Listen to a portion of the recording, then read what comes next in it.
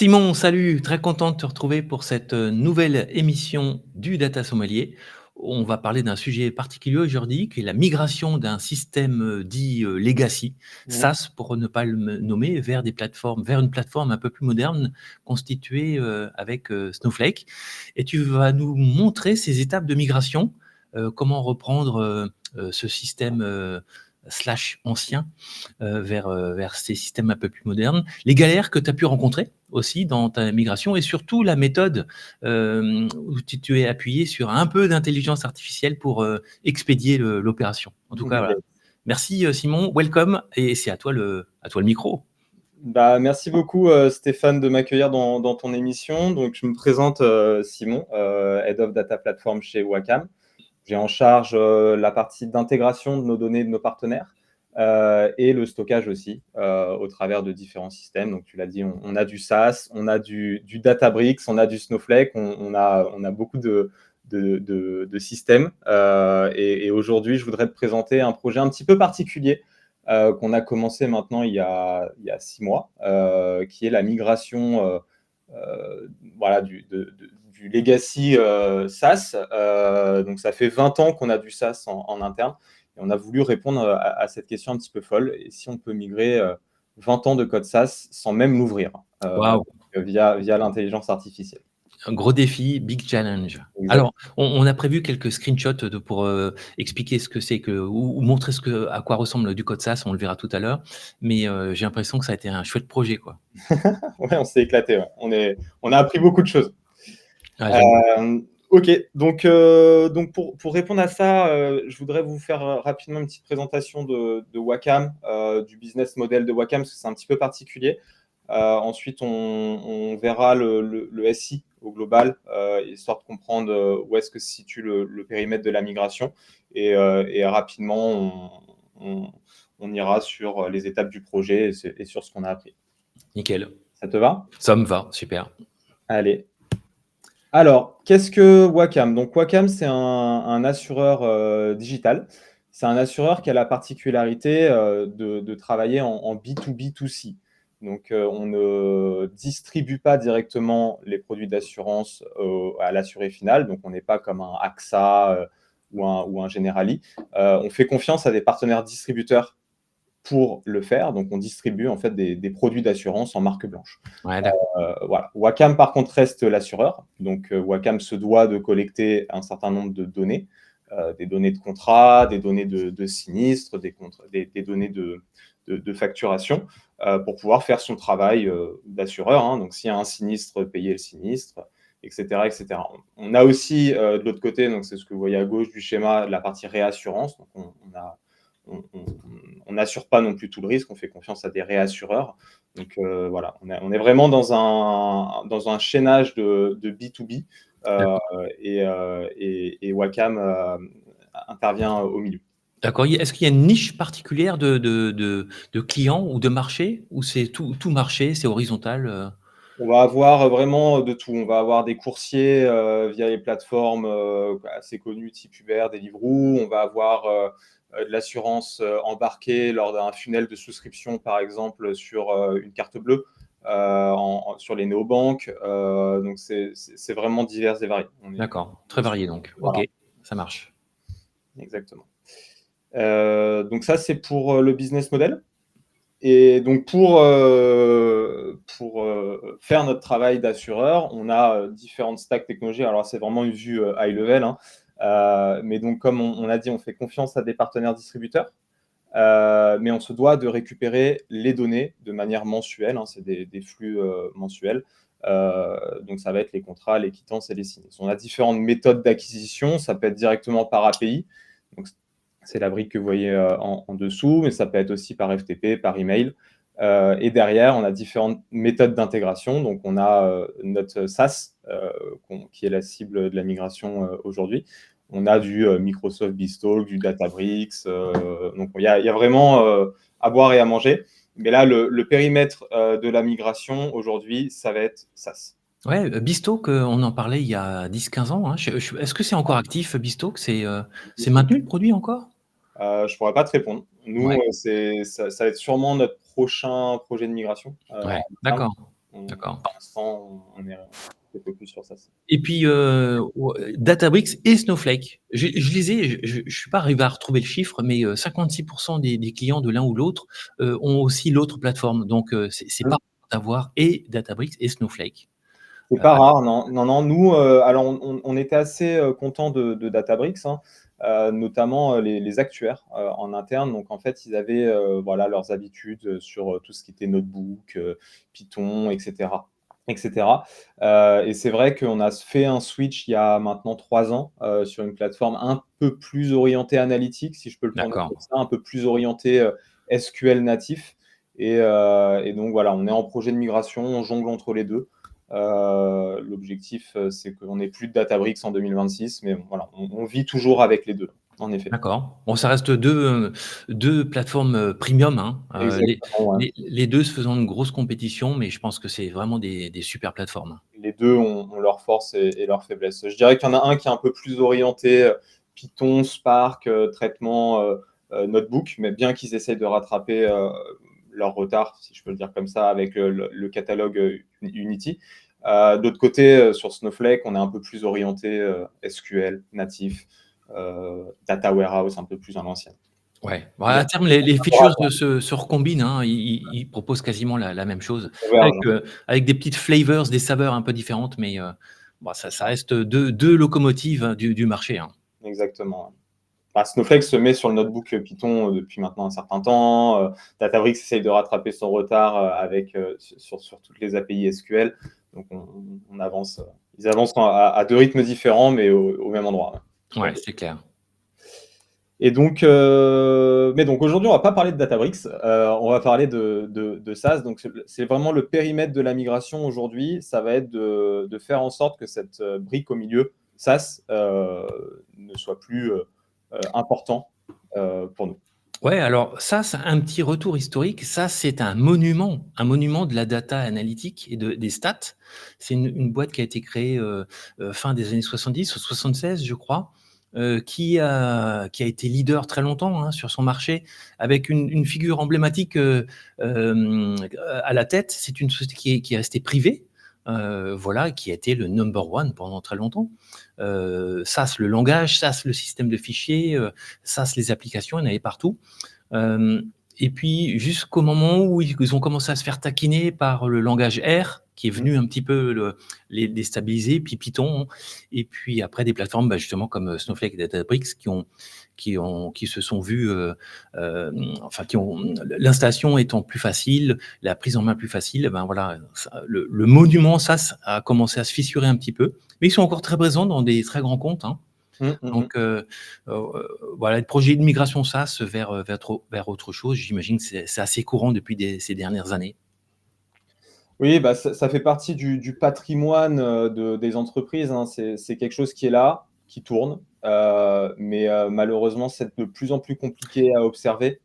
C'est de plus en plus compliqué à maintenir de la compétence aussi sur ces technologies. Enfin, si on essaye de retrouver un développeur sur SaaS sur le marché du travail, ça va être voilà, soit ça plaît un peu moins, soit la compétence aussi se dilue dans le temps. Les gens cherchent, les entreprises cherchent du nouveau. Donc c'est vrai que c'est des systèmes qui sont de plus en plus coûteux à maintenir pour les entreprises. Et donc là, maintenant, il y a avec l'essor des nouvelles technologies, dont les agents, dont l'intelligence artificielle, ça peut permettre d'aller vers de la migration. Donc, en tout cas, on a tenté, et on a des choses à dire sur le sujet. Ouais. Autre point que je voulais souligner, c'est en fait, dès les années 70 ou 80, en fait, on optait pour une logique de subscription, donc en fait de l'allocation du logiciel, chose qui était plutôt rare à l'époque, puisque à l'époque on vendait en fait, c'était de l'investissement. On vendait un logiciel avec une maintenance souvent de 20% associée. Et eux, dès le début, ils ont eu cette vision de location, et je pense que ça a été une grosse partie de leur réussite, hein, dans le business. Et de leur présence encore 30 ans après. Mais non, plus que ça, 50 ans quasiment. Ouais, c'est ça, 76, bah oui, attends, ça fait plus de 50 ans, ouais. Et pile poil 50 ans. Ouais, effectivement, 40 ans. énorme. Donc belle réussite quand même, on peut saluer il y avait des champions derrière tout ça quand même. Ouais, tout à fait. OK, Allez, go. Donc voilà, donc c'est vraiment ça le périmètre de la migration. Donc Wacom, c'est plus de 150 partenaires. Donc là, on en a 15 à peu près qui passaient par cet ancien système. 15 partenaires, ça fait une trentaine de flux de données. Chaque partenaire nous envoyant des contrats, des sinistres de manière mensuelle. Voilà, chaque partenaire a plusieurs flux. Et SAS, en fait, faisait office d'ETL. D'accord. Donc, en fait, dans notre nouvelle stack, alors à l'époque, c'était une vraie data platform en tant que telle. Les utilisateurs finaux se connectaient à SAS et faisaient leurs analyses. Plus le temps a passé vers SAS, chez Wacom, pardon, plus on l'utilisait seulement comme ETL, D'accord. comme outil de transformation pour aller nourrir Databricks. Donc, c'est ce que vous voyez ici, hein. Les données étaient soumises par FTP, étaient prises par des data experts chez nous et étaient injectées dans SAS pour sortir sur Databricks. Ouais, d'accord. Et donc, on avait une trentaine de flux comme cela qui rentraient dans SAS et un seul format en sortie qu'on appelle base conso, pour une base consolidée. D'accord, d'accord, d'accord. Et donc, l'objectif derrière cette migration, c'est de se dire, OK, on avait cet ancien système, on ne le comprend plus, on ne le maîtrise plus. Et donc, qu'est-ce que ça veut dire si on le passe sur notre nouvelle chaîne pipeline d'intégration de données? Donc, notre nouvelle pipeline d'intégration de données, c'est des API donc, OK. qui exposent des data contracts, qui permet de suivre un certain nombre de métriques de soumission, de temps de traitement, et Snowflake pour le traitement et la transformation. D'accord. J'en profite pour te poser la question sur les data contracts. Est-ce que c'est les data contracts au sens ODCS, tu sais, Open Data Contract Standard, Ouais. de Beatle, Fondation, Linux, etc. Ou c'est une mouture spécifique Wacom? Alors la façon dont nous on a appréhendé les data contracts chez Wacom, c'est l'équivalent de classe Python, Pydantic, D'accord. qu'on expose via des API et qu'on souhaite exposer aux partenaires pour qu'ils soient en autonomie en fin de compte sur Ouais, leur d'accord. mission. Initialement, donc c'est ce qu'on voit ici, hein, le flux en bas n'existait pas. Et donc les partenaires soumettaient leurs fichiers par FTP, étaient récupérés par des data experts. Et les data experts, potentiellement, mettaient 1 mois, 2 mois à revenir vers le partenaire en disant ah, au fait, le format de date, là, il ne faudrait pas que ce soit du French, mais plus de l'English, etc. Ouais. Alors que si on soumet directement, si le partenaire est en autonomie sur la soumission, Ouais. feedback quasi instantané sur le fait de se dire ok, telle colonne est mandatory, il faut un entier entre 0 et 100 pour un pourcentage, etc., etc. Donc c'est vraiment cette notion de data contract qu'on expose aux partenaires et D'accord. derrière c'est des classes Python. D'accord, d'accord. C'est du Pydantic, D'accord, très bien. voilà. Et donc, on souhaite utiliser cette nouvelle stack qu'on a construit par ailleurs depuis 3 ans maintenant, suite à la refonte de l'Office Data chez Wacom, voilà, qui est composée d'une stack d'intégration et d'un data warehouse pour le traitement. OK. Et on le voit un petit peu sur cette architecture un petit peu macro-fonctionnelle. Donc ça, c'est ce qu'on a actuellement chez Wacom. Alors, je ne vais pas rentrer dans les détails, mais on a différentes data sources, que ce soit les partenaires, que ce soit de l'open data, que ce soit des CRM type HubSpot, différentes technologies de LT. Donc, on l'a vu, hein, soit c'est nos API PDX, soit nous, on utilise en interne DLT Ouais. qui est voilà, Qui est un framework Python, en fait, hein? framework Python d'ingestion de données, qui se couple très très bien avec DBT en termes de lineage. On est capable de remonter très loin en amont dans les systèmes sources. Donc ça, c'est plutôt pas mal quand on essaye d'exposer de la documentation. En data warehouse, on est sur du Snowflake, derrière c'est du Azure, Python, voilà. On utilise Dust pour l'IA, pour les agents. D'accord. Alors, on n'a pas utilisé Dust dans le cadre de cette migration, on a utilisé Cursor, mais c'est toujours bien de savoir qu'on a ça dans notre périmètre, dans notre landscape IT. Et puis après, différents outils de BI, hein, Power BI, Metabase, etc. Et en orchestration, du Prefect sur Cube. Et en monitoring, du Datadog et de l'alerting via Slack et Elementary. Voilà. D'accord, donc l'équipe est plutôt à l'aise avec le code Python, hein? Donc avec des skills de développement, sans problème alors? Voilà, on est sur une équipe de data engineer. On a aussi des analytics engineers qu'on essaye progressivement aussi d'amener sur du développement Python. Et donc voilà, on jongle avec une équipe qui a un background très ingénieur. OK, donc et Power BI et Metabase en data viz. Voilà. D'accord. OK. Donc c'est une stack assez, je dirais assez classique voilà, dans tout ce qu'on appelle le moderne data stack, hein. On n'a rien inventé, on n'utilise rien de très nouveau, mais par contre, ça fonctionne bien et on a bien réussi à le mettre en musique. Ouais, je pense que c'est une combinaison éprouvée, hein. Il y a pas mal de sites comme ça qui mixent ces différents composants. Exactement. Est-ce que tu as des questions, Stéphane? Non, mais écoute, je pense qu'on est sur le point d'aborder le côté un petit peu, justement migration avec l'AI, Cursor, pourquoi cette idée? Comment ça? Est-ce que tu as soumis, toute cette, migration à des experts, à des agents? Voilà, comment tu as contrôlé le truc? Comment tu as monitoré le résultat final? Donc, Et bah, c'est parti. En effet, donc tu l'as compris, hein, on a une quinzaine de partenaires, une trentaine de flux, un seul format en sortie, et personne, enfin, on n'a pas forcément les licences d'ailleurs pour ouvrir le code SaaS. Personne n'avait forcément envie de l'ouvrir et de le comprendre. Alors, je vais te donner un petit exemple de code SaaS si tu veux bien. je Euh, switch sur la scène, voilà, on voilà. avait préparé. Donc ça, c'est un exemple d'un code SaaS. Il y en avait une cinquantaine, une soixantaine, hein, à peu près, D'accord. qu'il fallait migrer. Donc voilà, c'est 600 lignes. C'est du code pas forcément compréhensible. Ça reste du code et de l'anglais, hein. Mais bon, il faut se plonger dedans. Il y a beaucoup de logique métier, beaucoup de procédures d'exécution. Et donc voilà, c'est des choses comme ça qu'on souhaitait migrer. Ouais, alors le langage en lui-même n'a pas l'air extrêmement compliqué, hein. Je vois les cases, from, compagnie, et cetera. Ça reste assez classique, mais bon, c'est un dialecte vraiment particulier, hein. Exactement. Et puis il faut se plonger dedans. Ah, il faut se plonger dedans. Bah, ça, c'est un peu vrai aussi, même en SQL, hein. Tu prends un vieux SQL de 500 ou 900 lignes des années 90, personne n'a envie de se plonger dans ça, hein. Mm. Je pense que ça fait pas envie, hein. C'est ça. Et puis c'est du code, on le voit un peu sur les dates là, hein, c'est du code qui remonte assez lointain aussi chez Wacom. Ouais. Donc potentiellement, les vues qui ont été générées dans les années 2000, 2002, 2003 portent de la logique métier qui a été un petit peu oubliée dans le temps. Donc c'est sûr que se plonger dedans reste un petit peu douloureux. Ouais, c'est clair. OK. Voilà. Donc ça, c'est pour un exemple de code SaaS. Et donc, comment on arrive à un agent qui migre du code SaaS pour nous?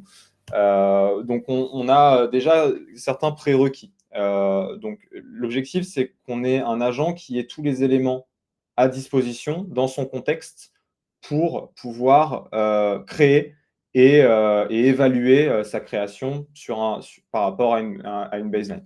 Donc, on a OK. commencé par prendre exactement les mêmes fichiers en input et les mettre dans notre data warehouse. Donc, on a pris, on a pris les fichiers de nos partenaires, hein, les soumissions de nos partenaires, on les a mis dans Snowflake, et on a pris l'output de SaaS, donc exactement le fichier, pareil, on l'a mis dans Snowflake. Comme ça, on a l'input qui est disponible dans Snowflake, l'output qui est disponible dans Snowflake, et le code, donc le code que vous avez vu juste avant, on le versionne dans Git, et comme ça, notre agent dans Cursor a accès au contexte en question. OK, d'accord. Donc la totale, de input, output et le code. Tout Voilà, ça, dans un contexte bien précis que tu soumets à Cursor. exactement. Alors nous, on a choisi Cursor, comme je viens de le citer. Je pense que c'est un outil qui est, voilà, que les devs connaissent maintenant depuis je sais pas, 2 ans peut-être, 1 an, 2 ans, 1 an et demi peut-être, ça Ouais, ouais, c'est ça, ouais. dans le périmètre. C'est un fork de VS Code, hein, donc c'est quelque chose voilà, qui est vraiment bien apprécié par les développeurs. Et en effet, on peut imaginer, alors ça, c'était un petit peu l'hypothèse folle au début, hein, de se dire, on ouvre notre agent, on a notre cursor et on lui dit, migre-moi tel partenaire. Et donc, ça, c'était l'hypothèse initiale, hein. Et il a l'input, il a l'output, il a le code. Normalement, il est capable de faire nos modèles DBT. Alors voilà, si vous l'avez compris juste avant, hein, on essaye de migrer le code SaaS dans notre set d'outillage. Donc là, en l'occurrence, nous, ça va être du DBT, du modèle DBT qui s'exécute sur Snowflake. D'accord. Alors ton curseur, tu l'as éduqué un peu sur les formats, du langage SAS? Tu as dû, lui donner quelques éléments quand même de compréhension? Ouais, alors du coup, ça a commencé assez simplement, parce que c'était vraiment une hypothèse au début, donc c'était l'équivalent d'un POC, où on a mis à disposition les données, on lui a dit, voilà, tu vas les chercher à tel endroit, et limite au début, on prenait le CSV et on le mettait directement dans le contexte de l'agent, et on lui a dit, voilà, ce que tu vas trouver, c'est ça, dans le code SAS. Nous, on souhaiterait que tu fournisses plutôt un modèle staging avec la complexité du partenaire, un modèle intermédiaire pour faire des jointures, et ensuite un modèle un peu plus MART, reporting, pour exposer la donnée dans le format souhaité. Et le format souhaité, c'est base conso, donc c'est l'output de SAS. Donc oui, bien sûr, il faut itérer avec l'agent, mais au début, on itérait directement dans son contexte à lui. D'accord. C'est seulement après, dans un second temps, qu'on a commencé à lui mettre à disposition des curseurs rôles, comme on appelle ça. D'accord. Donc tu l'as challengé par étapes, petit à petit, pour, maîtriser le système, voir son output et comment il réagit. C'est ça. D'accord. Et donc au début, donc là on est en juin, et on est assez content, parce qu'en fin de compte, assez rapidement, en 2-3 semaines, on arrive avec quelque chose qui est plutôt pas mal. Donc on a notre donnée qui est dans Snowflake, notre donnée source. On a un modèle de staging. Alors on est en médaillon architecture, donc on a un modèle, c'est un peu bronze, silver, gold. On a notre modèle de staging qui fait du mapping, qui fait du casting de chaînes de caractères en date, qui a une certaine logique propre aux partenaires. Un modèle intermédiaire qui absorbe la complexité des partenaires pour faire une jointure avec tous les autres partenaires, et un modèle MART pour exposer au format final. Et donc, on a cette nouvelle chaîne qui est disponible en DBT dans Snowflake, et les chiffres matchent en sortie. Et donc là, on se dit, waouh, mais c'est magique, on va pouvoir Industrialiser la migration. réaliser le truc, parce qu'on en a encore une quinzaine de partenaires, enfin 13, 14 à ce moment-là. Et donc, on se dit, bon, bah, ok, il va falloir qu'on se lance un peu une usine là sur l'été. On est en mois de juin, donc on se dit, allez, en plus de ça, l'été, c'est un mois creux, donc on va pouvoir s'occuper. Et donc, c'est parti, quoi. Fin août, la migration SaaS, elle est derrière nous. Ça, c'était l'idée de départ.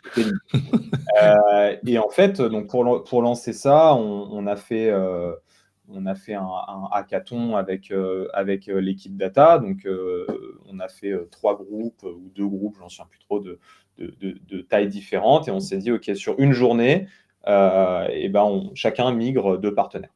Voilà. Donc, ça, c'était l'idée. À la fin du hackathon, on a migré 60-70%. Donc, pareil, avec la même méthodologie. On met à dispo la donnée source. La donnée cible, elle est disponible dans telle table. Voilà le code SaaS particulier pour tel partenaire. Migre-moi ça. Et progressivement, ça fonctionnait plutôt bien. On avait en sortie nos modèles de comparaison. Donc, les modèles de comparaison, si je peux rapidement faire une digression, donc c'est par exemple la somme de chiffre d'affaires sur tel mois pour tel partenaire. D'accord. La somme de sinistres sur tel mois pour tel partenaire. Donc, c'est vraiment des KPI high level. Ouais, d'accord, mais c'est des valeurs clés, en fait, essentielles Voilà. pour comparer avant-après, quoi. Exactement. Ce sont des bordereaux financiers, donc c'est telle souscription de contrat, sur telle garantie, tel montant de prime, ou tel sinistre sur un accident de voiture. Donc, c'est vraiment des données financières. OK, mais précise. Tu savais exactement quoi chercher et quoi vérifier, donc ouais. Exactement. Ouais. Exactement. Et donc, fin du hackathon, 3/4 des partenaires qui matchent parfaitement. Donc, 3/4 des 4 partenaires. Donc, ça fait 2-3 partenaires qui matchent parfaitement. Et un partenaire qui commence à nous poser des petites sueurs froides, quoi, parce qu'un petit peu un cas particulier, pas vraiment la même logique que les autres. Et donc, lui, on a mis un peu plus longtemps à le migrer. Ça a duré le mois de juillet, parce qu'en fait, on s'est rendu compte que plus on itérait avec l'agent, plus potentiellement, alors soit ça allait casser les modèles des copains à côté, soit il commençait à halluciner et puis il rétropédalait sur ce qu'il faisait. Donc, c'est vraiment cette itération-là qui était douloureuse. Ouais. Et puis voilà, donc fin juillet, on commence à sentir le poteau rose et on se dit, OK, on va peut-être devoir changer notre approche. D'accord. Bon, t'es pas arrivé à faire rentrer l'ensemble des partenaires dans le moule Cursor avec une version. Donc, Exactement. d'accord. Donc, tu as Et, dû débrayer et se dire, il faut faire, voilà, on fait autrement. et là, l'équipe, donc là, on arrive sur le mois d'août, hein, l'équipe a senti le besoin d'ouvrir ce qu'a fait Cursor et de comprendre surtout. Ouais. Alors là, ça a été un petit peu la descente aux enfers parce qu'en fait, on s'est rendu compte que la complexité du code qui a été généré, notamment sur les modèles de jointure de tous les partenaires, était incompréhensible en fin de compte, Ouais, hein. d'accord. Donc, tu as généré quelque chose de finalement de pire à maintenir peut-être que le code d'origine? Peut-être, ouais, peut-être. En tout cas, on ne s'est pas approprié. On a fait la migration pour remettre de la maîtrise dans le code SAS et Ouais. finalement, le code qui était généré pouvait fonctionner, mais n'était pas compréhensible. Ouais, donc, sur une vision à long terme, c'était pas jouable C'était pas maintenable. Ouais. Alors, on commençait à le sentir déjà au mois de juillet, hein, mais au mois d'août, c'est à ce moment-là où on a décidé de se dire, OK, on lève le stylo et on va refacto, en fait, hein, tout le code Ouais. qui a été généré. D'accord, d'accord. Voilà. Bah, intéressant, ouais, intéressant comme approche. Voilà, version 1, bah, tu laisses le curseur un peu prendre la main Mmh. et génère à sa façon et puis là, tu te rends compte que, bah, non, c'est pas comme ça qu'il faut faire, quoi. Exactement. Donc on a mis un mois et demi à retaper un peu les modèles. Alors, on continuait de migrer quelques partenaires pendant ce temps-là, mais on a vraiment mis un mois à factoriser le code qui a été fait, à faire des macros quand il fallait, à utiliser nos standards de développement aussi, hein, parce qu'on utilise du SQL Fluff, on utilise un certain nombre de linter, etc., de conventions de développement dans DBT. Donc, il fallait aussi rattraper un petit peu ce qui a été fait sur les conventions de nommage, etc. Et c'est à ce moment-là que l'équipe a commencé à générer aussi des curseurs rule. Alors, on croit toujours à l'IA, hein, mais on croit à l'IA sur des tâches un peu plus atomiques. Ouais, c'est ça. Ouais. Exactement. Donc là, on a commencé, on est passé d'un curseur rule immense en disant migre-moi tel partenaire et on espérait que l'IA puisse faire son travail, entre guillemets, hein. Et Ouais. à ce moment-là, d'ailleurs, c'est à ce moment-là où les serveurs MCP ont commencé à percer un petit peu dans la communauté. On s'est même dit, waouh, mais avec un peu de chance, l'IA pourra ouvrir une PR, on aura juste à la valider. Enfin, on était vraiment rentré dans ça. On disait, ben, on va vraiment, c'est à l'agent de faire son travail. Il va le faire pendant 1 heure, 2 heures, 3 heures s'il lui faut. Par contre, à la fin, il m'ouvre une PR et le partenaire, il est migré, quoi. Ouais. On était dans cette optique-là. Alors, potentiellement, dans le futur, ce sera possible. En tout cas, nous, on n'a pas réussi à le faire. On a vraiment le code qui a été généré n'était pas satisfaisant. D'accord. Donc tu as rattrapé les choses en découpant par petits bouts et en étant plus vigilant voilà, tu as découpé par petits bouts, c'est ça, hein? C'est ça, découper par petits bouts, remettre de l'intelligence non artificielle, Du jus de cerveau pur, quoi. jus de cerveau et puis voilà, là, on était plus en maîtrise de ce qui a été généré par Cursor à partir du mois de septembre-octobre parce qu'on a continué, comme je t'ai dit, à l'utiliser, mais on savait exactement que quand il faisait tel modèle, OK, on arrête et on regarde ce qu'il a fait, quoi. Ouais, d'accord. Vu qu'on comprend le code, bah, on peut le challenger. D'accord. Donc aujourd'hui, tu en es où? Tu es, satisfait, à combien de pourcents de cette opération? Ah bah là, 100%, on a tout repris, hein, on a tout D'accord? repris. Alors on attend encore une certaine validation business parce qu'on a changé quelques chiffres, parce que voilà, forcément, vu qu'on n'était plus trop en maîtrise de ce qui se passait dans le legacy, il y a certaines choses qui étaient fausses dans le passé, mais qui impactent des chiffres. Donc voilà, il y a des détails business, mais on est encore en phase de recette. Mais le code, il est migré et il est propre, l'équipe comprend. et ça respecte nos standards. Et puis voilà, ça tourne en prod. D'accord. On Donc, a, il y euh, avait combien de lignes SAS au départ? Tu disais, ça pouvait être entre 900 et 1000 lignes par script, c'est ça? Ouais, chaque script, c'est une 500 lignes à peu près. Ouais, Et des partenaires, on en a 15. Chaque partenaire a 2 ou 3 flux. ouais, d'accord. Donc, on est sur, in fine, on a une trentaine de modèles DBT Ouais, en staging. On en a 7-8 en intermédiaire et 2 en sortie. Donc, ça fait quarantaine de modèles DBT pour une quarantaine de scripts, hein, ça, je pense. d'accord. Et donc l'un dans l'autre, est-ce que Cursor t'a fait gagner du temps ou bon, il y a eu ce petit gap au départ où ça t'a obligé à reprendre le système et au final, est-ce que l'AI finalement t'a vraiment boosté?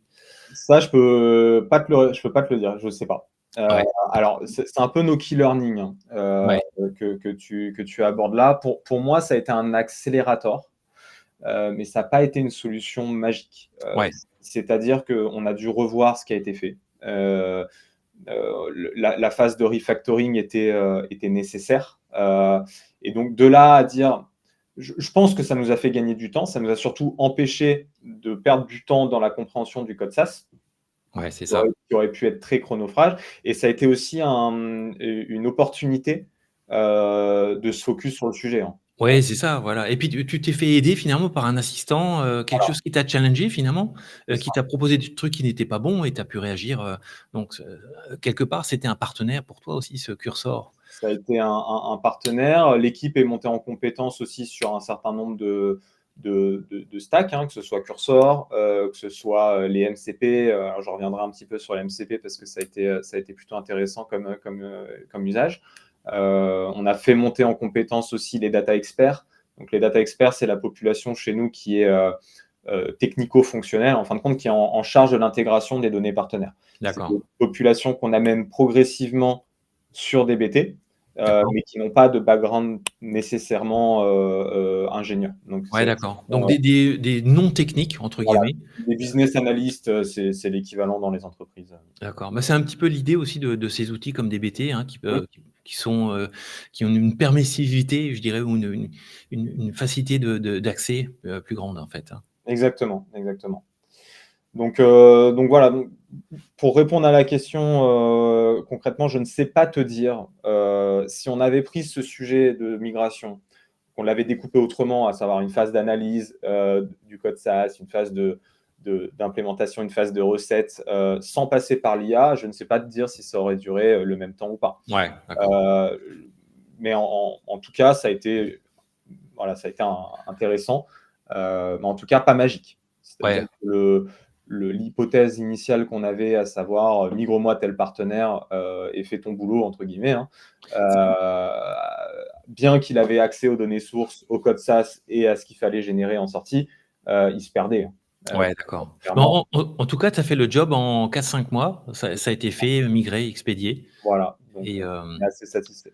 bon, bah, écoute, c'est une belle expérience au final. Exactement, exactement. Voilà, donc après, en termes d'autres key learning, pour moi, le contrôle humain, donc ça revient un peu à la phase de refacto, mais le contrôle humain est nécessaire, hein. C'est-à-dire qu'encore une fois, il va générer quelque chose, mais il faut savoir dire stop et regarder ce qu'il a généré Ouais, c'est et ça. remettre de l'intelligence non artificielle dedans. Ouais, et ne pas faire confiance à 100%, on est d'accord. Et ne jamais aussi perdre l'expertise business. Donc ça, c'est quelque chose qu'on a appris à la fin lors de la recette métier. Mais en fin de compte, les hypothèses de validation qu'on avait au début n'étaient pas forcément les bonnes. On s'est dit que la somme de chiffre d'affaires par code garanti était le bon, mais en fait, il fallait aussi une autre segmentation. Donc en fait, on aurait dû à ce moment-là l'aborder aussi d'un point de vue un peu plus fonctionnel, cette migration, et pas que technique. Ouais, d'accord. Et donc ça, c'est aussi quelque chose qu'on a appris. Ne pas hésiter aussi à faire évoluer le contexte. Donc nous, notre contexte, c'est le curseur roule. Mais voilà, au fur et à mesure, on a senti le besoin de découper sur des tâches plus atoniques et de pouvoir justement, voilà, jouer avec la compréhension d'un agent à un instant T. Ouais, Notamment, nous, une grosse limitation qu'on a, alors là, je n'ai pas trop suivi maintenant, mais c'est la notion de context window, donc sa fenêtre de contexte. ouais, Une fois qu'elle se sature, l'agent, il devient complètement il sait plus ce qu'il fait, quoi. Il oublie ce qu'il a fait dans le passé. Et donc, potentiellement, il va te faire une jointure d'une certaine façon qui était bonne. Tu vas itérer 2-3 fois avec lui parce que tu te rends compte que tel indicateur n'est pas bon. Et puis, finalement, il va casser la jointure qui était bonne parce Ouais. qu'il se dit, attends, je suis parti dans une hallucination. Donc, Tu as testé plusieurs LLM, tu en as choisi un, tu as retenu, ou plusieurs peut-être même? nous, on est resté sur Claude. D'accord, Après, dans Cursor, tu as l'option auto, donc c'est plutôt pas mal. Il sait exactement quel LLM choisir. d'accord. Voilà. Nous, on est resté sur Claude. On n'a pas forcément. Ok, qui a une bonne cote hein, pour tout ce qui est Ouais, code. tout à fait, ouais. Ok. Donc une belle expérience. Et puis, je vois, tu mentionnes MCP Snowflake. Ouais, ouais, tout à fait. Alors, donc ça, c'est au début, on itérait donc il génère un modèle DBT, hein, il l'exécute, et on prenait l'output dans Snowflake directement. Donc, on téléchargeait en fait le CSV, hein, et on le remettait dans Cursor. Ouais. C'est la façon de dire, voilà ce que tu as généré, analyse et corrige. Assez rapidement, on s'est dit que ce truc-là n'était pas efficace, et en fait, on a commencé à utiliser le MCP de Snowflake. Et donc, en fait, l'IA était en autonomie complète, hein, à savoir, il pouvait générer un modèle DBT, l'exécuter, et avec le MCP de Snowflake, aller récupérer directement le résultat dans Snowflake et le remettre dans son contexte. Donc, Ouais, c'est d'accord. vraiment, Et, c'est et ça tout piloté depuis Cursor, alors finalement. piloté depuis Cursor, exactement. D'accord, Donc, c'est d'accord. ça qui nous a fait dire, c'est magique, on va pouvoir lui dire, migre-moi, il va le faire, même si ça prend 2 heures, à la fin, il devrait converger vers le bon résultat. Ouais, d'accord. Voilà. In fine, ce n'était pas forcément le cas, mais en tout cas, on a quand même continué à investir sur cette notion de MCP Snowflake parce que cette boucle de feedback automatique est quand même. Bon, ben, succès au final hein, pour ce projet. Les prochaines étapes, un peu de roadmap, de vision, il y a des choses dans le pipe, des Euh, améliorations, des bah, changements. sur SaaS.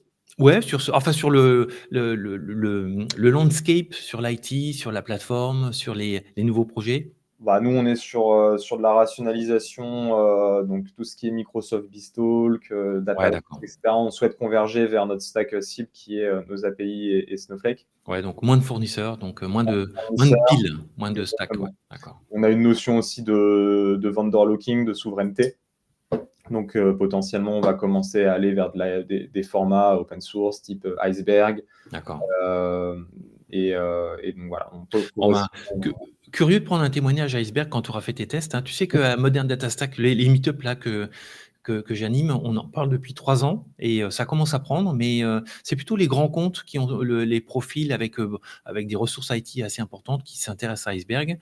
Mais curieux de voir comment tu pourras intégrer Iceberg dans ton IT. Ouais, on a un POC de prévu sur 2026, donc je pourrais revenir vers toi sur ce sujet. Bon, bah, en tout cas, merci. Je ne sais pas si tu avais encore. Non, bah voilà, Un c'était mot de la fin. le mot de la fin. Donc, pour répondre à la question, est-ce que c'est possible de faire une migration SaaS sans même ouvrir le code? Donc, la réponse est oui. Néanmoins, on a dû relire chaque ligne de code qui a été générée par l'IA. Ouais, un peu de contrôle quand même, évidemment. Est-ce que Voilà. tu penses que cette solution pourrait être suffisamment universelle pour migrer d'autres environnements ou c'est vraiment du très spécifique à Wacom? Je pense que tant que la donnée source et le format cible est disponible, tant que le Ouais, code peut être exploité par un agent, et qu'on a assez d'expertise métier pour expliquer ce qui a été fait quand même dans le passé, progressivement, potentiellement, c'est une approche qui peut être réutilisée. Ouais. ouais, d'accord. Parce que j'imagine que ça peut donner des idées à pas mal de monde d'avoir une offre, tu sais, clé en main, migration SaaS vers Snowflake. Mais c'est pas magique. C'est pas magique, on est d'accord. J'espère que j'ai réussi à faire passer ce message parce que ça ne va pas durer 2 mois et malheureusement, il va falloir investir quand même du temps et des ressources dessus. Ouais, Donc, ça reste un projet de migration comme un autre avec une phase de recette, des choix d'architecture qui doivent être faits. on est Et, d'accord. et voilà. Non, moi je pense que les migrations magiques, ça n'existe pas. Hein. Ça Il y a toujours, voilà, on peut peut-être migrer 80% des process assez facilement, et puis tu resteras 20% de cambouis, j'allais dire, de choses euh, très complexes qu'il faut migrer différemment, quoi. Hein. Bon, en tout cas, merci Simon pour ces témoignages. Et bien, écoute, Iceberg, hein, pour un épisode numéro 2, pourquoi Ok. pas, ça peut être sympa. Curieux de voir comment ça peut se mettre dans une architecture existante comme ça, et puis le bénéfice du multi-engine par rapport à Iceberg. Donc, merci pour ton témoignage, Avec plaisir, Stéphane. À bientôt. et à très bientôt. Salut. Salut.